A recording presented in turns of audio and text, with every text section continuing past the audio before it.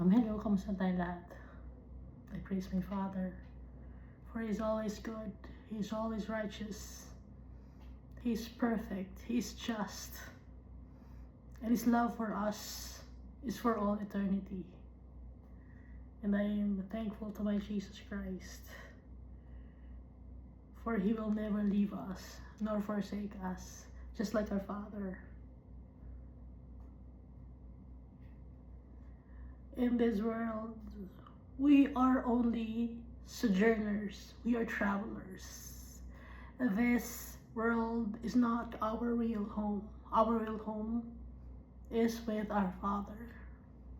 And we can only go home to our Father through Jesus Christ, the only mediator, the Almighty God. Jesus Christ is the Lamb of God. He's the branch of righteousness.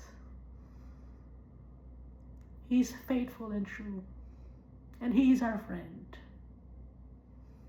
And He gave His life for His friends. And I thank the Holy Spirit for always guiding us. He is always with us, always reminding us of how good our Father is. Always reminding us of the promises of our Father, and showering us with gifts and fruits. So last time, just for recap, we finished reading Genesis. It's called Genesis. Why is it called Genesis? It's because it's the start or the beginning, or how the world was created by our Father. That's Genesis. And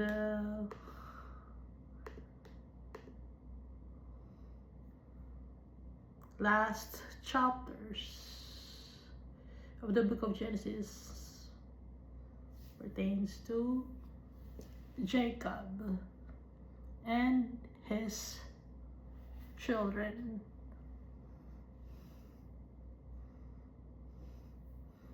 They lived in the land of Egypt because of the famine, and the Lord God allowed it to happen for us to learn from it.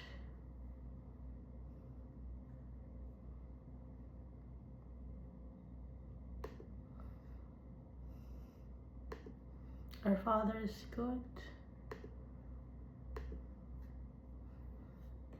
He is giving us all the things of this world, even knowledge and wisdom and understanding.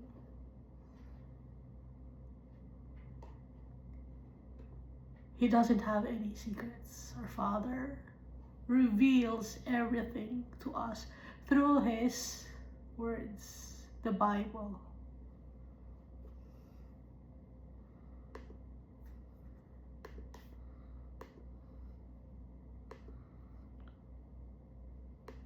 So since we finished reading Genesis, we are going to read the book of Exodus.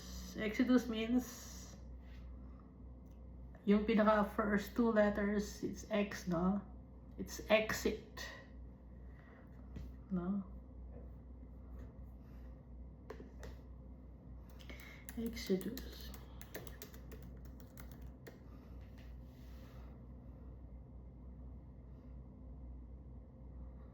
Going out or departure. It's like exit. Pag exit na, exit na. That's Exodus.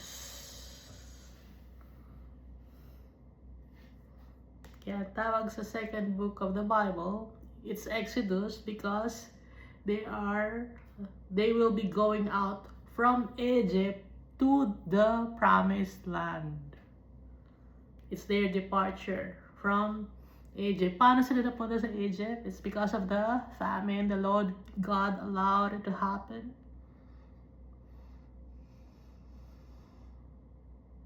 So that it may become an example for us. The world that we live in is Egypt. It symbolizes Egypt. We are now in Egypt. And pag nakilala natin si Almighty Father, si Jesus Christ, nandun na tayo sa desert. Palabas na tayo ng Egypt. Ngayon, kung hindi ka nagtitiwala kay Almighty Father, babalik ka ngayon sa Egypt. But if you trust Jesus Christ and the Almighty Father, kahit na nasa desert tayo, dire-diretso tayo pupunta. Our Father, the Holy Spirit, and Jesus Christ will guide us to the promised land. So, nasa sa atin yun. It's our decision. It's our free will.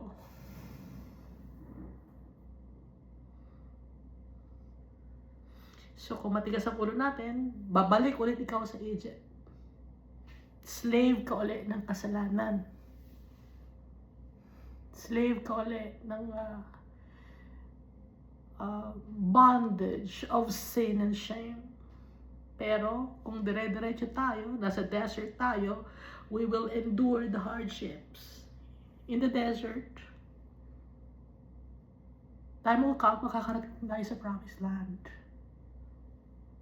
Yun ang ibig sabihin nun. Kaya, si Almighty Father, ginawa niya example. A small percentage of people, literal, na nasa Egypt, and then going to the promised land through the desert. Dadaan muna sila sa desert. Tayo, dumadaan tayo ngayon sa desert. Trials and tribulations.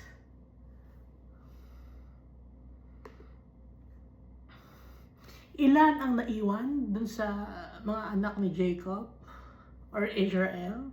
70 sila, no? It's a complete number. It's a completion.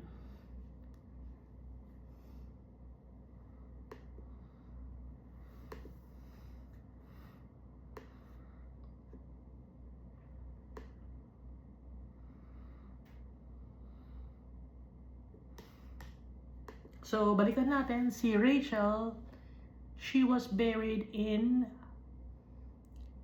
Bethlehem. Doon ipinanganak si Benjamin, son of the right hand. Rachel means lamb. Si Jesus Christ, He is the Lamb of God. So, nakikita natin ang pagkakapareho, di ba? Hindi ilalagay ni Almighty Father o hindi mangyayari yon na ganun ang pangalan kung hindi dahil kay Almighty Father. Lahat may ibig sabihin. Kaya nga sabi ni Jesus Christ, seek ye first the kingdom of God and all these things shall be added unto you. Malalaman mo lahat kung hahanapin natin si Almighty Father. Sabi ni Jesus Christ.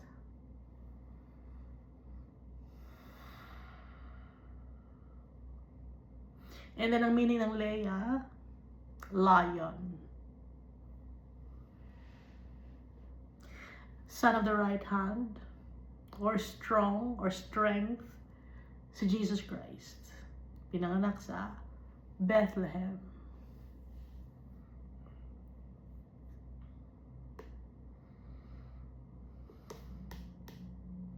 So si Jacob, he died, no? Mas nauna pa si Rachel and Leah kay Israel or Jacob. Si Elijah, kung matatandaan natin, si Elijah, sa book of 1 Kings by our 2 Kings, si Elijah, gusto na niyang mamatay. Kasi sinasabi niya kay Almighty Father, Lord, nag-iisa na lang ako dito. That was the time na gusto siyang ipapatay ni Jezebel. So, ang ginawa ni Elijah, nagpunta siya sa Mount Horeb. 40 days and 40 nights. Nag-travel siya. And then, malalaman na lang natin na yung mga kalaban niya, si King Ahab at saka si Jezebel, na una pang nawala sa kanya sa mundo na to.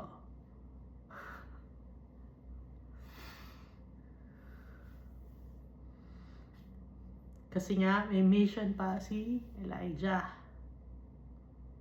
So, yung mga tao, kahit gusto mo nang umalis, gusto ko nang umalis, Almighty Father, I want to be with you. Pero if you still have a mission that the Almighty Father wants you to do, hindi ka pwedeng umalis.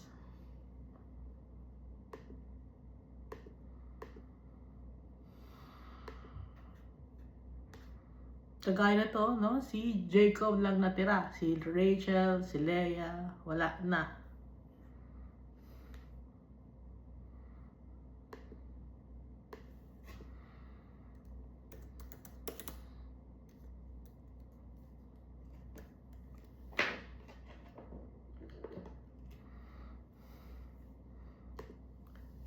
So after some time, nawala na rin syempre yung mga anak ni Israel or ni Jacob, si Joseph.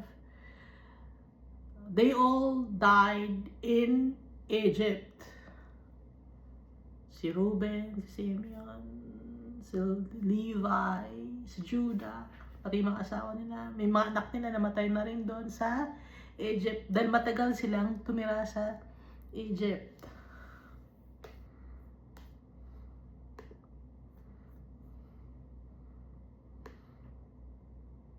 So, dito tayo sa Exodus chapter 1. Now, these are the names of the children of Israel who came to Egypt. Each man with his household came with Jacob. Reuben, Simeon, Levi, and Judah. Yung first four, sons. And then Issachar, Zebulun, and Benjamin. Dan, Naphtali, Gad, and Asher. All those who were descendants of Jacob were 70 persons.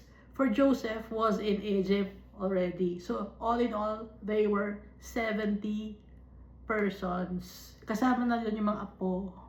Apo, no? And Joseph died, and all his brothers, and all that generation. Siyempre, we are only sojourners of this world. Kailangan umuwi na rin ni Joseph, tsaka yung kanyang mga brothers. But the children of Israel were fruitful and increased abundantly, multiplied and grew exceedingly mighty, and the land was filled with them. Dahil promise ni Almighty Father yon, that the children of Israel will multiply greatly. Kaya dumami ngayon ang mga anak ni Israel. Promise yun ni Almighty Father since the time of Abraham pa. Abraham, Isaac, and Jacob. Imagine kung pisa kay Abraham. Si Abraham, hirap pang mabuntis si Sarah. So, yung promise ni Almighty Father, kahit hindi nakita ni Abraham, but Abraham believed in the Almighty Father. Kahit hindi niya nakita, kahit from a distance lang niya nakita, he believed. He had faith in the Almighty Father. Just like Isaac and Jacob.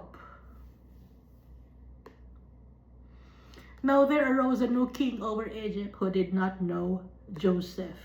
Siyempre, pati yung mga kings, namamatay na rin. Yung king of Egypt, yung Pharaoh, nawala na yung ka-close ni Joseph. At saka yung istorya ng nangyari nung time na na-save yung Egypt because of the Almighty Father's revelation to Joseph, no, na in-interpret ni Joseph yung dream ng Pharaoh because of the Almighty Father's wisdom and knowledge. Nakalimutan na ng mga tao yun, ng mga Egyptians. Verse 9, and he said to his people, look, the people of the children of Israel are more and mightier than we. Mas marami yung mga anak ng mga Israelites. Ba't ganon? Sabi ng Pharaoh. Come, let us deal shrewdly with them, lest they multiply. And it happened in the event of war that they also join their enemies in a fight against us, and shall go up out of the land. Masama ang isip, or malicious minded yung Pharaoh, na nag-iisip siya ng masama na dumadami ang mga Israelites or the children of Jacob. Ngayon, kung sila ngayon ay sasali sa war, and then they will join our enemies, sakas makalaban natin sila sasali. Pag makipaglaban sila sa atin, matatalo tayo. Dahil konti lang tayo. Sabi ng Pharaoh. Therefore, they set taskmasters over them to afflict them with their burdens, and they built for Pharaoh supply cities, Pithom and Ramses. Ganun ang pinagawa ni Pharaoh. Pinahirapan niya ang mga Israelites. Binigyan ng maraming trabaho para hindi sila dumami. Para maging busy sila. Para hindi kung ano-ano naiisip nila. They built for Pharaoh supply cities, Pithom and Ramses. So, noong time na yun, maraming cities ang Egypt. And up to now, yung mga archaeologists, may mga nahuhukay sila ng mga magagandang lugar sa Egypt. Gawa yon ng mga Israelites.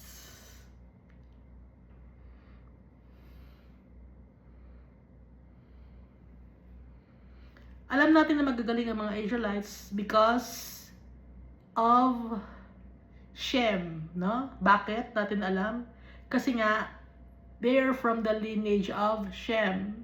Noah blessed Shem, the Shemites, and also the Japhetites, or the sons of Japheth, or Japheth. Kaya, yung pamumuhay nila, up to now, nasa first world country sila. Sila ang nangunguna sa inventions, sa kung ano-ano lang mga sa medicine, sa math, sila ang nangunguna. Pero syempre hindi naman pahuhuli ang mga sons of Ham or Canaan. Dahil sila naman, ang kanilang talent naman ay kanilang physique, no? Ang kanilang katawan, malakas sila, strong sila, and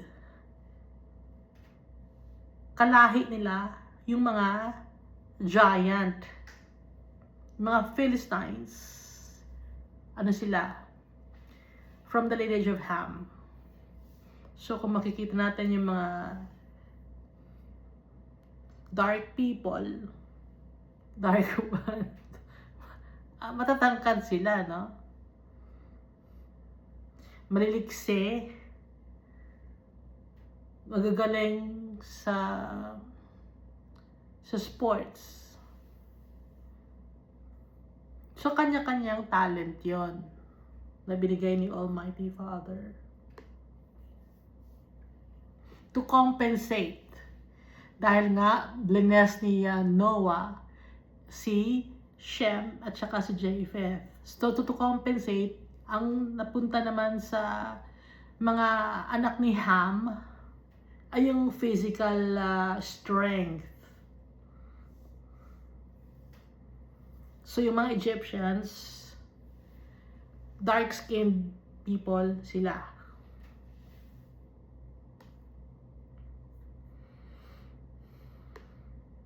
So alam natin ngayon, no, na si Jacob, si Abraham, Isaac, si Leah, si Rachel, ano sila, iba ang kanilang physical features, magaganda sila.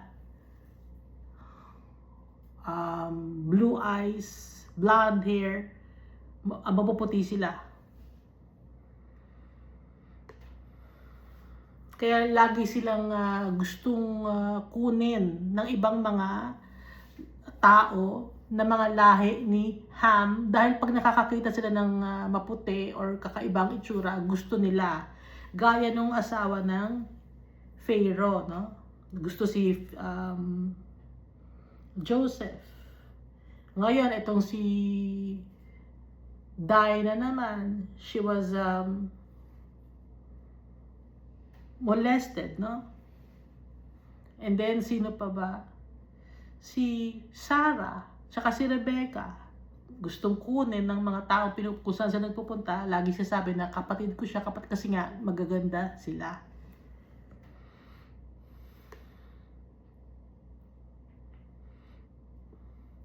And hindi ba aminin natin, aminin natin. Most people, gusto nila maging white yung kanilang skin. Aminin natin. Even the dark people, they want their skin to be white. Kaya nga, sometimes nagba-blonde hair sila. Gaya ko, kahit maitim ako, gusto ko blonde hair ako. Nagugluta sila, no? Yung mga singers na mga dark skinned singers, dati pag nag-uumpisa sila as singers, dark yung skin nila, iba itsura nila. Pero after some time, pinapaiba nila yung mukha nila, naglalighten yung skin nila. Bakit? Kasi ang pattern ng beauty, aminin natin, yung pattern ng beauty, papunta sa light-skinned na matangos ang ilong. Yun naman talaga ang pattern eh. Kahit sa mga Asians, ganun ang gusto. kahit mga Asians, ganun ang gusto. Ginagawa lang natin, hindi magaganda ang mga para pang ano lang yan, pang ano yan, hindi magaganda, pang convince lang, pero hindi naman talaga. Aminin, maging tayo, totoo tayo. Pero si Almighty Father, tumitingin siya sa heart natin. Kung heart natin ay cleansed by the blood of Jesus. So kung ano man ang kulay natin, kung ano man ang itsura natin, trials and tribulations din sa atin yun. Kung ano itsura natin. Kung paano tayo makitungo sa kapwa-tao natin. Trials and tribulations din yun.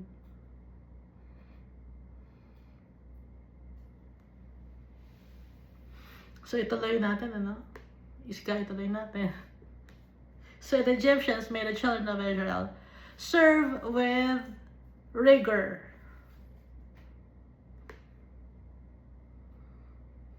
Harshly.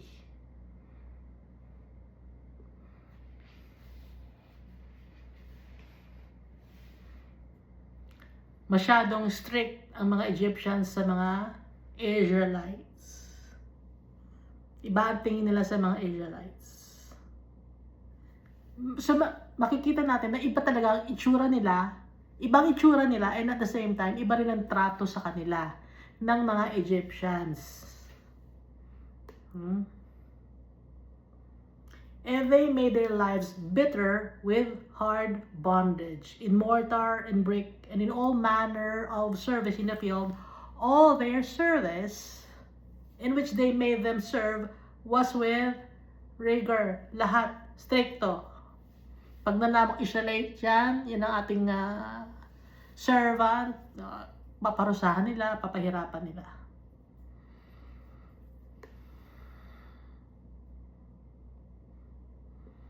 So kung sa ngayon, sasabihin, racist yan, racist. May mas nauna pa.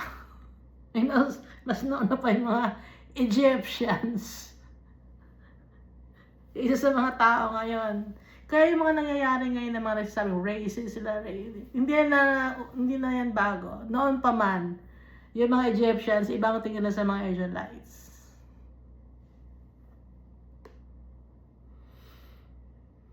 Ito mga Egyptians, dark skin to Okay?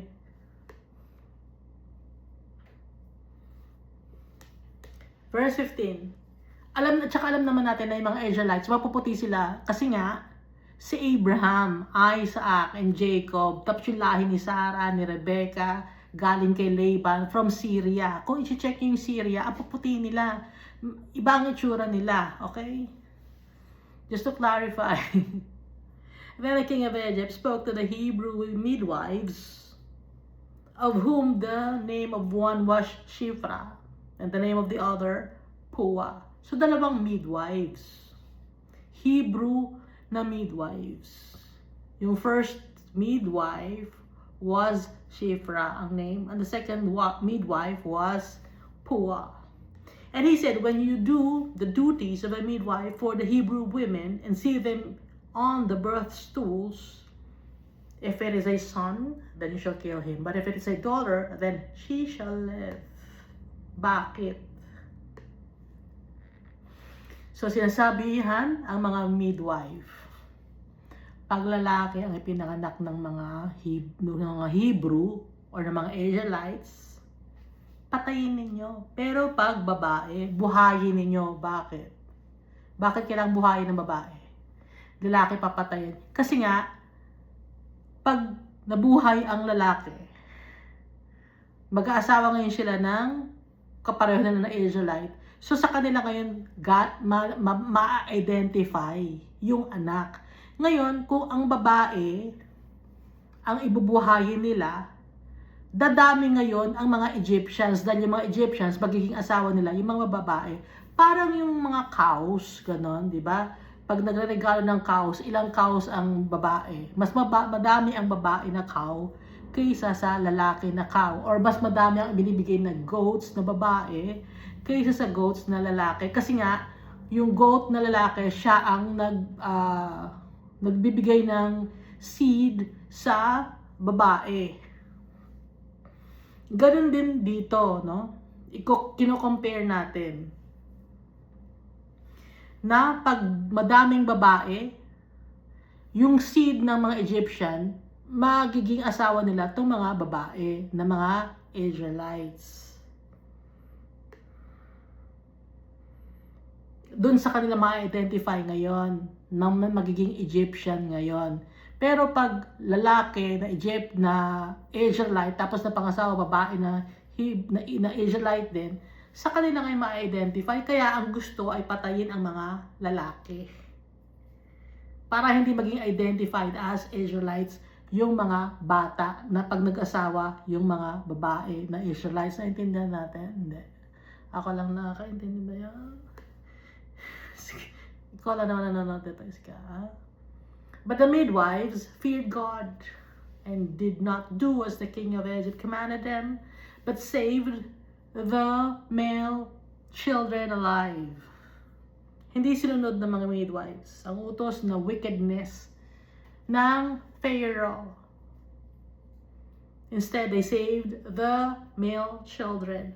Parang si Jesus Christ. Ika-compare na naman natin. Si Jesus Christ, nung time na si Jesus Christ, anong nangyari? Pinatay ang mga male children. Ganon din dito kay Moses. Yung comparison nakikita natin, sa Old Covenant or sa Old Testament, pinapapatay ang mga lalaki na bata or babies.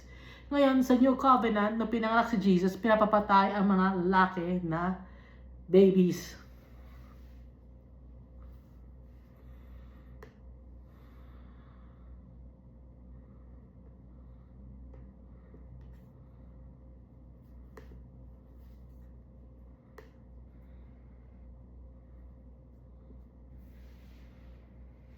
Verse 18, so the king of Egypt called for the midwives and said to them, why have you done this thing and saved the male children alive? Bakit hindi niyo pinapatay yung mga male children? Ba't binubuhay niyo sila? Anong nangyayari? Ba't ang dami pa rin nila? Kasi nga, ba't hindi nababawasan? Akala ko ba mamamatay ang mga malalaki na children ng mga Israelites? Bakit marami pa rin sila? And the midwives said to Pharaoh, or the king of Egypt, because the Hebrew women are not like the Egyptian women, for they are lively and give birth before the midwives come to them. Sabi ng mga midwives. Kasi malakas yung mga Hebrew women compared sa mga Egyptian women. Dahil pagdating namin doon, nanganak na sila, hindi na namin masisave. Or hindi na namin mapapatay yung baby kasi nanganak na sila. No? Bago pa man kami dumating, andun na yung baby. Wala na kaming magawa. Buhay na yung baby. Yun ang sabi ni Pua, at saka ni Shifra. So noon pa man, meron ng mga midwives. One of the oldest profession. Dahil, since the time na nanganak si Eve, wala nag-assist kay Eve. No? Sino nag-assist sa kanya? Si Adan. So, naisip ngayon ng mga tao, kailangan pag may nanganganak, may mag-assist. Kaya nagkaroon naman ng professional midwife.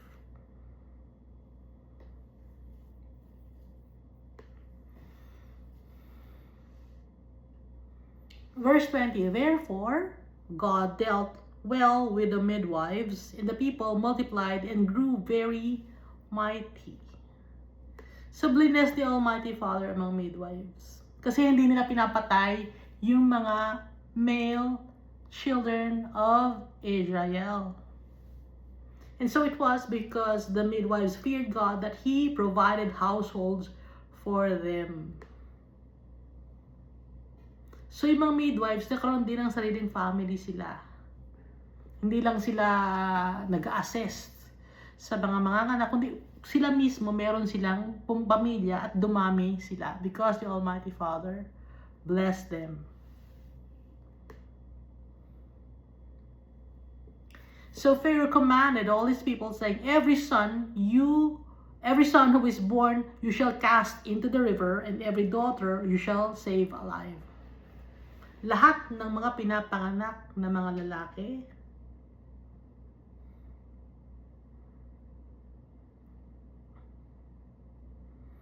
itatapon sa river. Kasi nga, di ba, sinabi, nanganak na eh. Paano namin mapapatay ang mga babies nanganak na? O kung nanganak na, nag-command ngayon si Pharaoh, the king of Egypt, lahat ng mga lalaki na ipinapanganak, itatapon sa river. Kahit buhay nang ipinanganak, itatapon pa rin sa river. Pero yung mga daughter or yung mga babies na babae, they shall save alive. Ganon ka-wicked ang tao noon hanggang ngayon.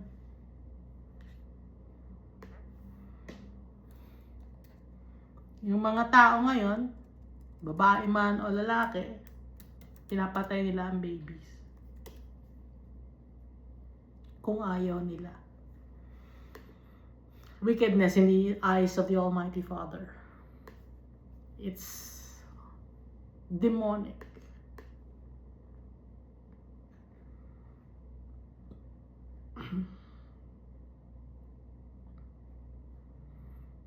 So, yung mga tao, hindi nila alam yon na masama yon. Even yung mga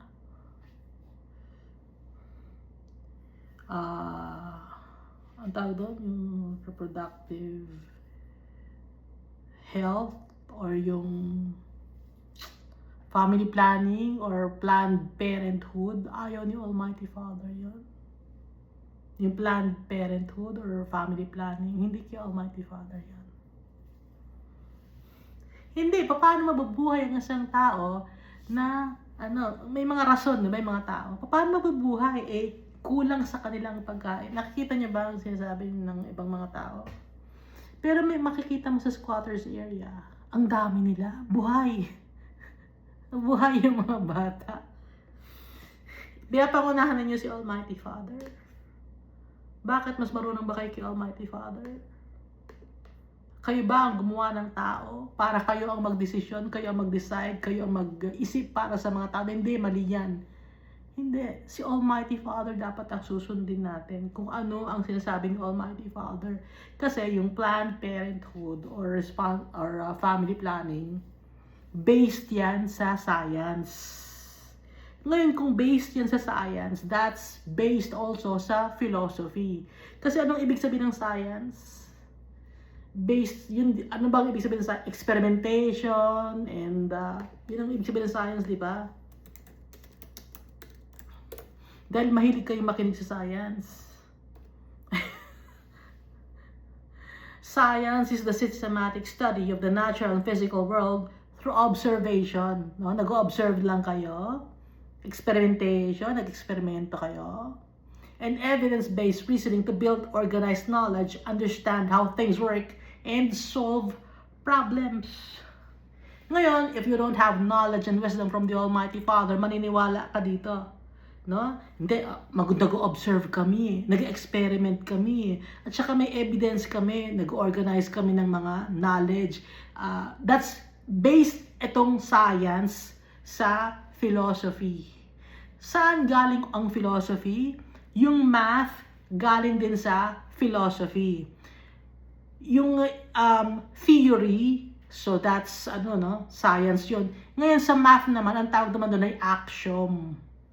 Okay? Lahat yun, galing yun sa philosophy, galing sa Greece.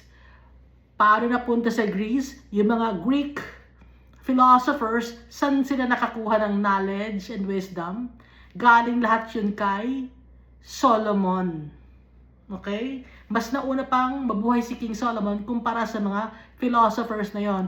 Pero yung mga philosophers na yon, naligaw na sila ng landas sa kakaisip nila ng kakaisip at nasira na ang tao dahil sa kanilang philosophy.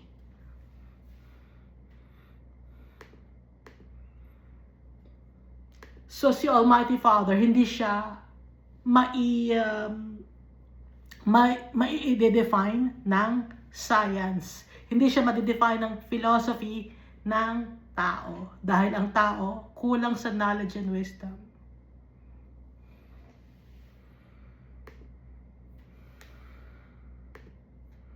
Wicked ang tao.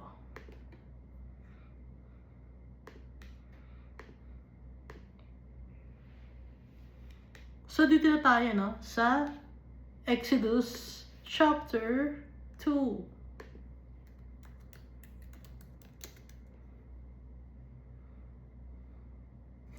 Dito sa Exodus chapter 2, dito pinanganak binanggit na si Moses.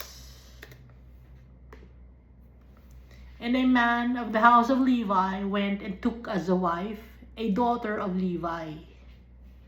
Isang Levi, from the lineage of Levi, syempre kasi Levi siya. Ngayon kumuha ngayon siya ng wife na Levi din, sa lineage of Levi. So nag-branch out na, dumami na kasi ng dumami yung mga tao. Yung si Levi, nagkaroon siya ng mga anak, di ba? Ngayon yung mga anak ni Levi, nagkaroon pa ng mga anak. Yung mga anak ni Levi, nagkaroon pa ng mga anak, Kasi nga, dumaan na ang 400 years. So, salin lahi na to. So, malayo na.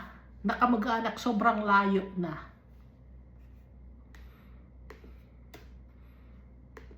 So, napangasawa ng isang Levi ang galing sa kanyang sariling tribe na babae, na isang from the daughter of Levi also. So, the woman conceived and bore a son. And when she saw that he was a beautiful child, he hid him 3 months. So nabuntis yung babae. At nakita niya na magandang bata. Nakakaiba ang itsura niya. Tinago niya yung baby. So si Moses, siya ay younger than Aaron and Miriam. Si Miriam mas matanda siya. And then si Aaron. And then si Moses. So, nung time na si Moses ay pinanganak, gustong ipapatay ng mga Egyptians ang mga male children. Verse 3, but when she could no longer hide him, kasi 3 months at siyang tinago, she took an ark of bulrushes for him, daubed it with the asphalt and pitch, put the child in it and laid it in the reeds by the river's bank. Hindi na may tago yung baby. So, gumawa siya ng ark of bulrushes. No? Gumawa siya ng marit na doon niya ihihiga yung baby. May aspalto tsaka pitch para hindi pumasok yung water doon sa parang lalagyan ng baby ng ark of bulrushes. Nilagyan ng asphalt and pitch. So secured yung baby sa loob ng Ark of Bulrushes. Put the child in it and laid it in the reeds by the river's bank. And his sister stood afar. Itong sister na to, si Miriam to, nakatingin lang si Miriam. Titingnan niya kung ano mangyayari. To know what would be done to him. Binabantayan niya, ano kayo mangyayari sa kapatid ko? Mas bata sa akin yun na. Binabantayan ni Miriam, yung baby. Then the daughter of Pharaoh came down to bathe at the river, and her maidens walked along the riverside. And when she saw the ark among the reeds, she sent her maid to get it. So yung anak ni Pharaoh, so princess ito, nakita niya, kasi nga maliligo siya sa river. Ngayon, meron siya mga assistant, pinakuha niya. Nakita niya kasi yung ark among the reeds.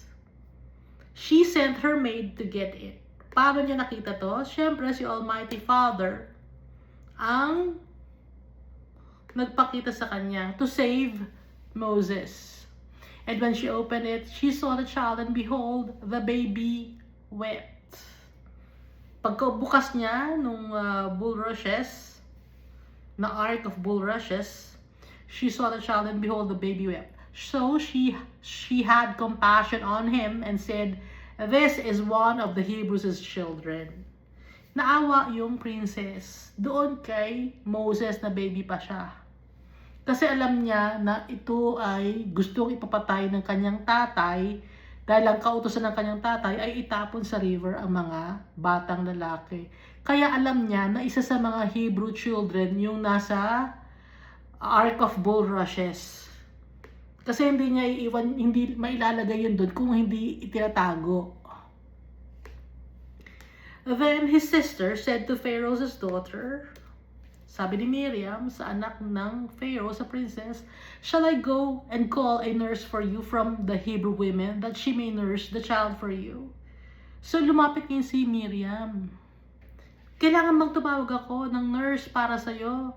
Na isa sa mga Hebrew women, ibig sabihin na servant din, no? Parang nanny, gano'n, nanny or yaya.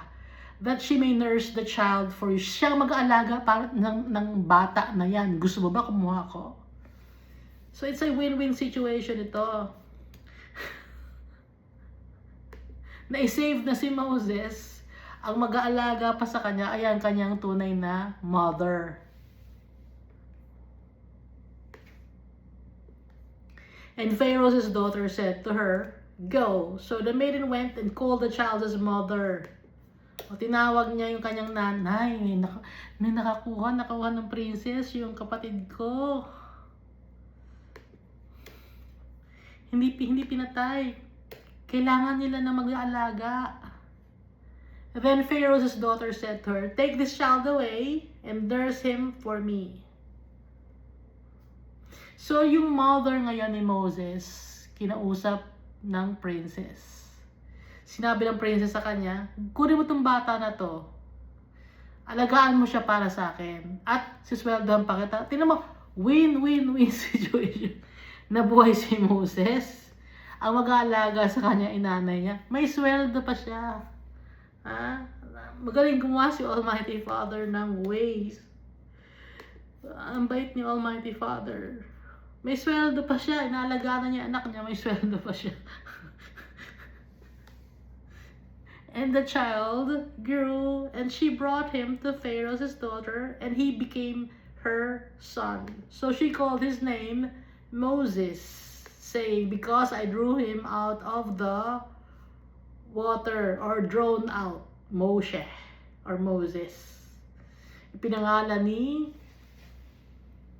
princess na anak ng Pharaoh. So, since ang nag-alaga kay Moses ay ang kanyang mother, isang Israelite, isang Hebrew, doon siya lumaki sa kanyang tunay na nanay,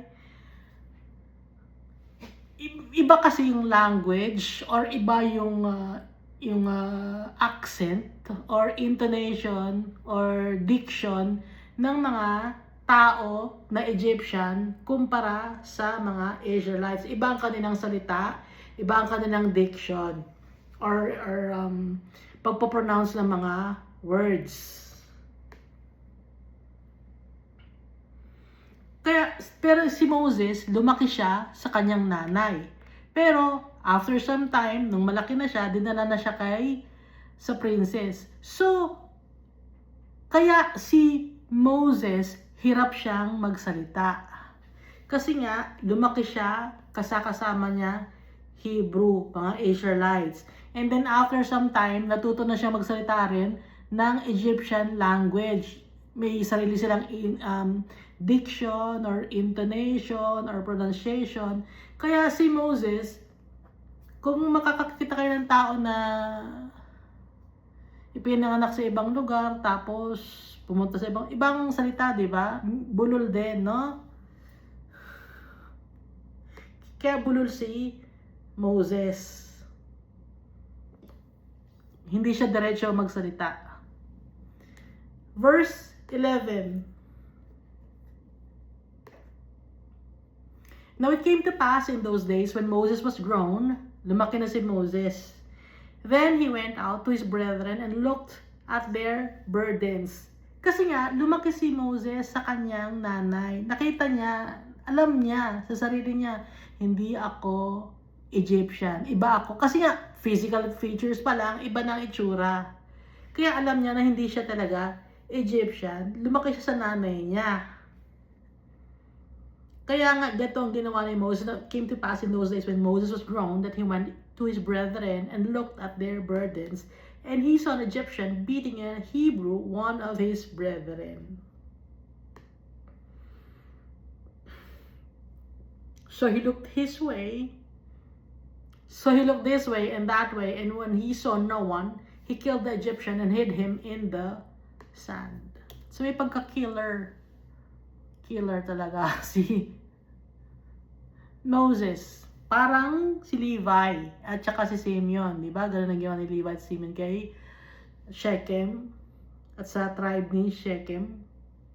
Pinatay nila si Shechem and all the men of Shechem. Ganun din ang ginawa ni Moses. Yun nga lang, isa lang ang pinatay niya, isang Egyptian, and hid him in the sand. Inilubog niya sa sand.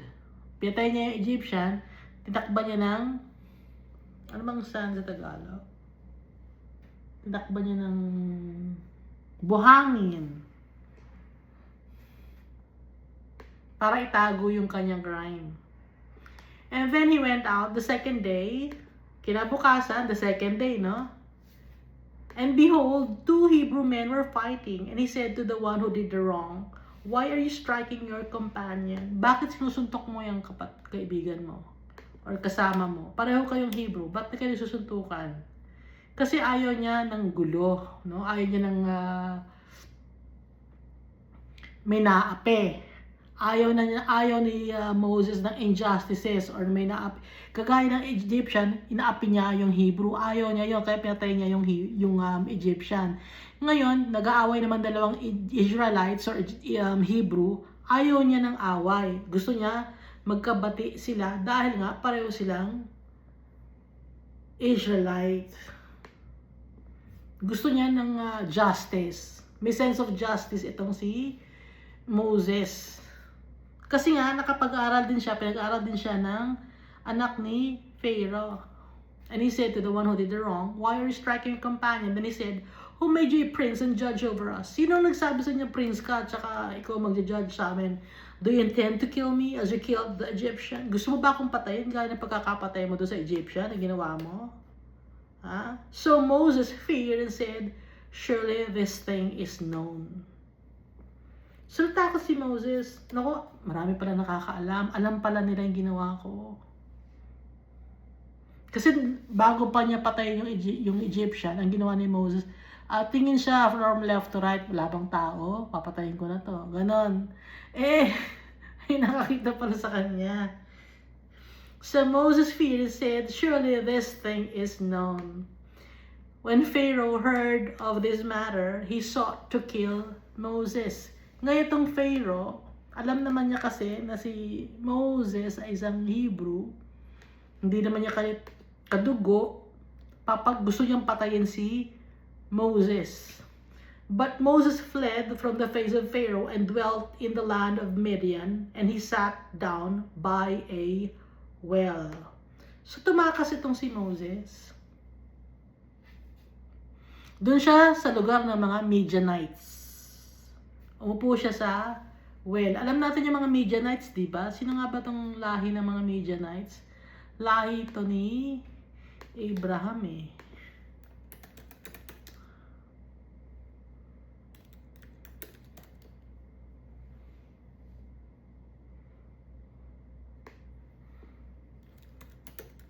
Kanino nga niya anak si ito mga Midianites?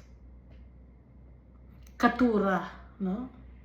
Descendant ni Abraham, pero ang nanay ng mga Midianites was Keturah. Hindi si Sarah, hindi niya.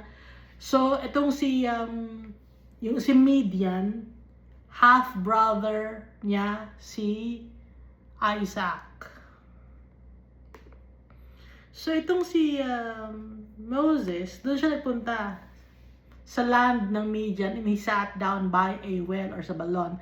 Now the priest of Midian had 7 daughters. Merong 7 anak yung priest na Midian.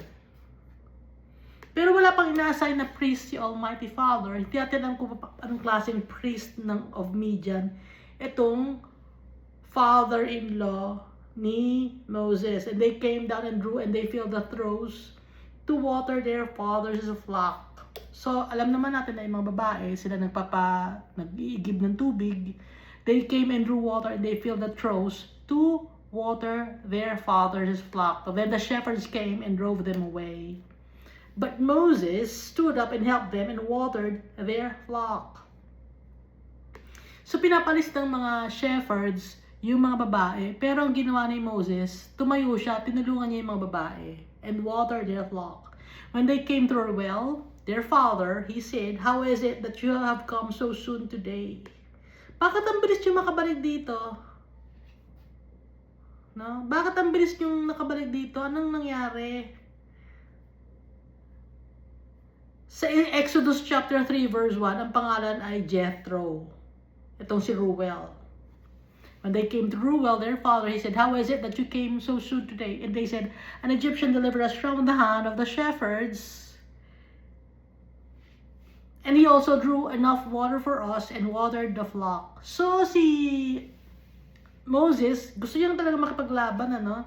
Ibig sabihin, gusto niyang ng justice. Hindi niya gustong naagrabyado. Kagaya nito, tinulungan niya yung mga babae.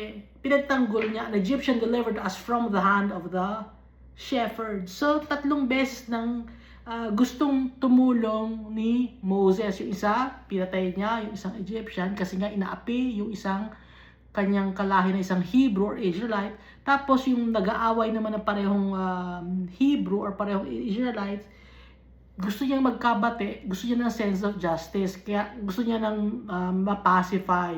Ngayon, ito naman, pinagtanggol naman niya ngayon itong mga babae sa mga shepherds.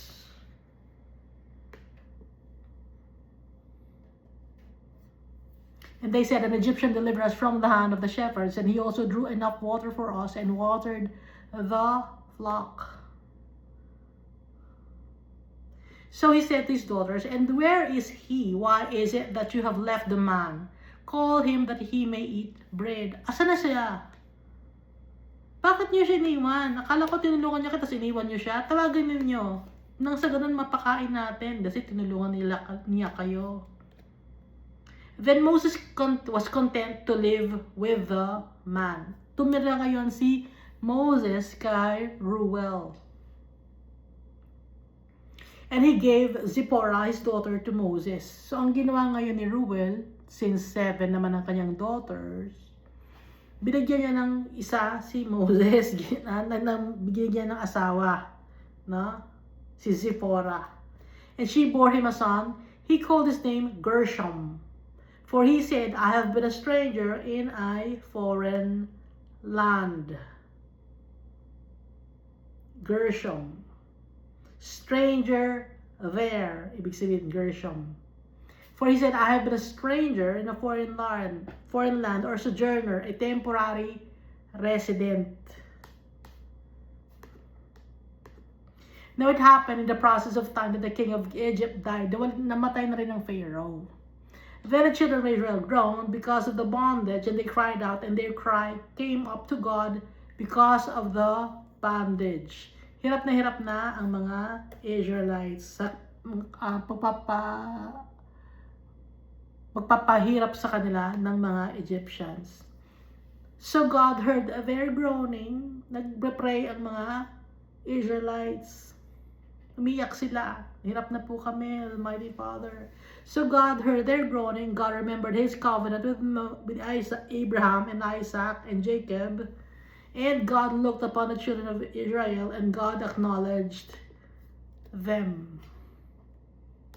So si Almighty Father, hindi niya nakakalimutan ang promise niya sa atin. Mahal na mahal tayo ni Almighty Father. At pag tinatawag natin siya, nakikinig siya sa atin, binibigay niya yung ating mga hinihiling. Alam niyang nahihirapan tayo. Kaya, He's more than willing to help us. Ganun yung klase ng tatay meron tayo. Yung pagmamahal ni Almighty Father, hindi nawawala. Maraming taon na itong lumipas, no? Nung si Jacob ay nagpunta sa Egypt. 400 years na, pero si Almighty Father, hindi pa rin nagbabago. Yung pagmamahal ni Almighty Father, hindi mawawala.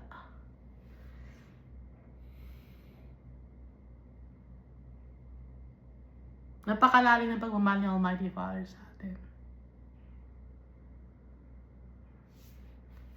We must always remember that God created us in His image and likeness.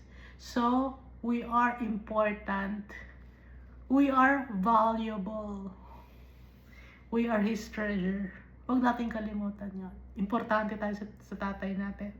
Ngayon, kung sa isip niyo, kung importante ako, bakit ako nakakaranas ng trials and tribulations? Hindi lang ikaw ang nakakaranas ng trials and tribulations. Lahat tayo. Dumadaan. To be refined, the silver is refined. To be tested as gold is tested. And time will come, we will be made perfect with Jesus Christ in our hearts. We will live with our Father with the peace and joy and gladness and abundance for all eternity. Thank you, and God loves us all so much.